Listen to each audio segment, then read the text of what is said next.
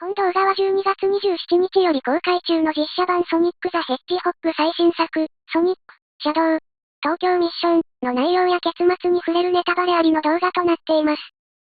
劇場での鑑賞をしてからの視聴を強く推奨いたします。以上を踏まえてお楽しみください。イケメンハリネズミ。このハリネズミあざといね。こいつはハリネズミなのか。究極生命体だよ。究極無敵銀河最強生命体。でもソニックにすごく似てるよ。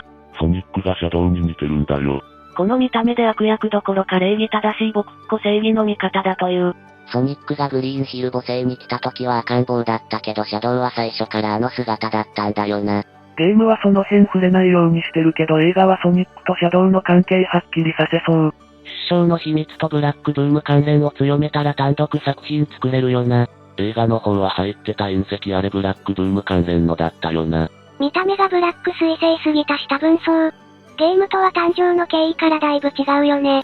そもそも地球に来る前の記憶なくて人類の実験に協力してただけのエイリアンとマリアの病気治す目的あって作られた人工生命体だから、それぞれのシャドウってマジで全然違う存在なんだよね。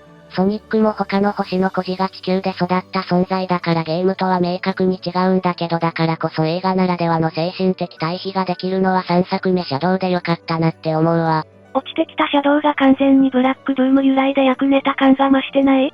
というかこれ映画ソニック5くらいまで見込んでない？直接宇宙から来たってことにしてシャドウスピンオフを作りやすくするってことよ。人気すぎて1作だけよ。予定が準レギュラーや主役芸もらったキャラだ。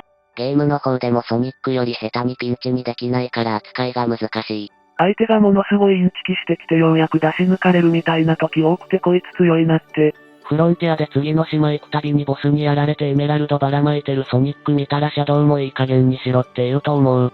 ちゃんとシャカシャカしてる走り方のシャドウ久々に見た。シャドウのローラースケート走りの由来をマリアで補強してるのいいよね。マリア存命時代は早々にスケートに付き合ってあげたりソニックは介護は軽口に対してマジレス返したりほんとあざといなこいつ。映画のシャドウはスケート双方がマリア由来。ゲームのシャドウはホバーブーツがマリアの考案。ナックルズ脅かしに来るところ好き。意外とノリいいのか？バー。マリアと一緒にいた頃のあれこれが精神性に影響を与えてるだろうから。マリアの影響なのか映画シャドウはちゃめっ気あるよね。映画と原作とでキャラが地味に違うから向こうのシャドウはそうなんだろうとしか。原作のシャドウは RTA 感覚で問題の解決に走るから割と遊びがない。原作のシャドウはマジで一回は話しろやってくらい勝手に進み続けるから。ソニックプライムの時もだいぶそうだったね。プライムは話してたのにソニックが聞かなかったんだろ。映画マリアはだいぶおてんばだったな。可愛かった。マリア令和になってからずっと可愛いな。まず映画のマリアもプロフェッサーもテンション高いからな。あの一族ダンス大好きすぎる。悪ガキのマリアはすごくあり。あれは心に焼き付く。映画のマリアもゲームのマリアも好奇心旺盛でシャドウを引っ張ってくれる感じがとても良い。始まってすぐのマリアのギターですでに大興奮だったけどその後興奮値ずっと上がり続けてた。映画も名作だった。なんか興行収入も歴代最高狙えるかもだし、シャドウの力ってすげえ。我々からマリアを奪った人類どもよ。例のホラー演出じゃなかったけどシャドウに諭す形であいつら許せねえよな。っていう映画の形もいいアレンジだった。映画ソニックが年相応の子供っぽいからこっちも気が張ってない時は同年齢な感じだな。声キアヌ・リーブスだけど。とっくに皆さんご存知だから完全に本気出すときはバングル外すね。僕に付きまとうなって冷たく突き放すところとかイケメンすぎて濡れそうになった。シャドウはあの見た目で一人称僕なのがずるすぎると思う。森川声でも雰囲気しっかり寄せてたな。映画のシャドウとゲームのシャドウは性格の全然違う別人なんだけどどっちもあざとい。映画は映画ゲームはゲームで別のあざとさがある。どっちも好き。シャドウ的にはなんか GUN のヘリから降りてきた。って出会い方だからあんなだったけど、マジで単に街中で初エンカウント。とかだったらもっとお互い穏やかに驚いて会話できたんかなとか少ししゅう。こっちのシャドウは割とソニックと仲良くしてくれそう感がある。記憶なくなってたらまたツンツンになるんかな。愛用、ソニックの勝利ジングルと勝利ポーズパロを待ち、愛用、チャオガーデンパロを待ち、愛用、シャドゲパロのバイクと銃を待ち、愛用、スーパーソニック&シャドウを待ち、愛用、ライブ&ラーンを待ち、愛用、ジムキャリーの寸劇を待ち、愛用、OP のパロポーズを待ち。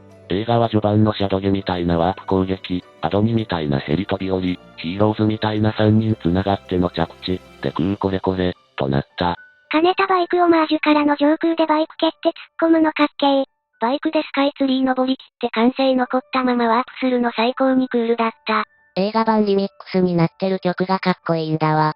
月をバックにソニックとシャドウが並ぶシーンって元ネタあり？ソニアドニの OP。ライブ&ランをド直球ストレートの場面で使ってくれて嬉しかった。スーパー化しながら OP のカットのオマージュもつけちゃいます。あと地味にシャドウ特有の北間飛ばしもあったな。ライブ&ラン流れるのは嬉しかったんだけど、もうちょっとフルな感じで聞きたかった。ジム・キャリーにぶつ切りされたのはずっこけたけどその後の OP オマージュでまあいいか。カオスコントロールってセリフが聞きたかったくらい。カオスコントロールがない代わりにシャドウもソニックも標準で謎エネルギー出せるからな映画。スーパー化を出し惜しみしないのがいいよね。シャドウの初スーパー化が直接対決のタイミングだったのにわしは痺れたよ。すごいソニックの影とか悪落ちとかに見えるけど特に関係ないやつである。演出的にも今回のはだいぶアナザーソニック的な側面入ってると思う。シャドウの身に起こった事件はゲームの方のソニックはまあ経験したこともしそうなこともないから逆に脆い人間と友達で家族なソニックという映画版ならではの構造だったよな。ソニックをシャドウと同じように復讐心で動かしたり大切な人を失った気持ちを分かち合わせたりができるのは映画版のキャラクターならではだな。って膝を打った。怒りで我を忘れなきゃ拳を握って相手を殴れない映画ソニックもいいよね。ゲームの方はもう世界救いまくった歴戦ヒーローソニックってこっちはまだ未熟な面がある子供ソニックだからまあシャドウのキャラ付けも変わるよね。ボタンの掛け違いで違う運命をたどった二人が腹割って話した後に共闘するの激アツすぎる。エメラルド使えば楽な見込みだけどエメラルド使わない理由と使うことになった理由の流れが至極真っ当でそういうところも含めて見やすい映画だったな。実際隠し場所知ってればフリーパス状態なのを除けばな。映画見てないのか？最強の戦士が守ってるけど。マスターエメラルドもまさか陸上ホッケー用のストーンにされるなんて思わんて。原作のナックルズが見たら泡吹いて気絶しそう。ロングクローもナックルズの父親も泣いてると思う。過去類を見ないレベルで扱いが雑というかひどいカオスエメラルドはそう見れないだろう。スーパーソニックになればいいんじゃないの？おまじに自然に言わせられるのもここまでの積み重ねがうまい。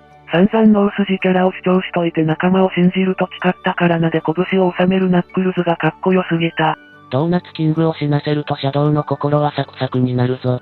ソニックは孤独の後家族を得たがシャドウには孤独と喪失だけだったみたいなセリフだけで肺が満たされるのを感じた。シャドウを真正面から説得するソニックが見れたのが良すぎた。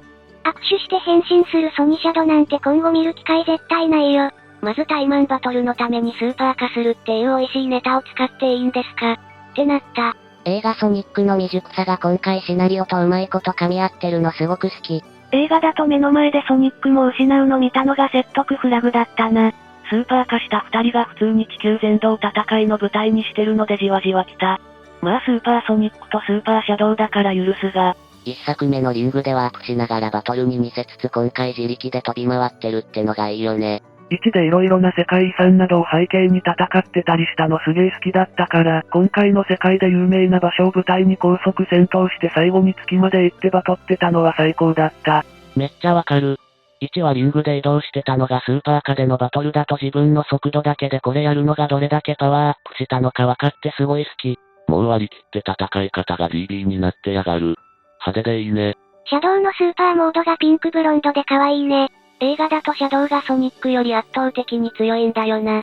だから互いにスーパー化したからといってソニックが有利になるわけないので明らかにわざと負けようとしてるシャドウが際立つ。一瞬で流されてるけどスーパーソニックと通常状態で殴り合いながら大気圏突破して普通に戦闘続行してるシャドウやばすぎなんだよね。思えばあの時点で復讐ほぼ完了したも同じだからやり残したことなかったんだよなシャドウ。実写版バースだと基本シャドウの方が強い設定な感じしたね。一応ソニックが勝ったけど。ゲームでも設定的に究極生命体だから元のスペックだと上な感じ。シャドウはトムに駆け寄るソニック見た時点で迷い生じててソニックは怒りに身を任せてたからパワーが上回った感じ。素なら互角ぐらいに見える。過去で縛り付けないとこいつ強すぎるんだよ。なんか最後の最後でいいことして死んだみたいな面しててどうせ次で生きてんだろうなって安心感。東京名物のチャオガーデンってロケで来たんだ。撮影期間しょっちゅう貸し切り営業になってて迷惑だった。チャオが可愛いマスコットになったから多分カオスは出てこない。SAH カオスは犠牲になったのだ。展開の犠牲に。カオス好きだから出てほしいな。で、K からキャラ勢揃いできそうだし。アドニの映像化を達成できた時点でこのシリーズへの要求はほぼ完璧に満たされたけどまさかさらに続くとはね。シャドウを出して優秀の美を飾るのかと思っていたよ。可能な限りアドニの要素拾いつつ映画に落とし込んでてよかった。博士の例の部屋とかもちゃんとあったし。映画版のスーパーシャドウはソニックアドベンチャー2番のカラーに寄せられてたね。小ネタ多くて楽しい。こいつのせいでメタルソニックがライバルキャラとして影が薄いって言ったらお前めちゃくちゃ贅沢言ってるぞ。って怒られた。なんだかんだですられてるしラスボスまでやれたしな。ゲームだと今はソニックのライバル枠をメタルに戻そうとしてる感じする。シャドウはなんていうかシナリオラインが一人独立してる。てか続編あるけど今回がスケールも大きくエッグマン ×2 とか内容も盛りまくってたから、もうこれが完全版みたいな感じで大丈夫なのかと思った。次ソニック CD っぽいけどメタルソニックやタイムトラベルの要素とかうまくつなげて新ソニとヒーローズも合わせた作品にすれば今回より派手になるかもしれん。ていうかエミーを戦う側で出してるしメタソニの立ち回りはほぼヒーローズになると思う。シャドウのスピンオフやるならナッコウと同じドラマなんだろうか。欲を言うなら映画で見てえな。映画の最終作はマルチバースでゲーム版のソニックたちと共演してほしい。声優はもちろんゲーム準拠で。次回作がどっちのゲーム踏襲したストーリーになるか楽しみ。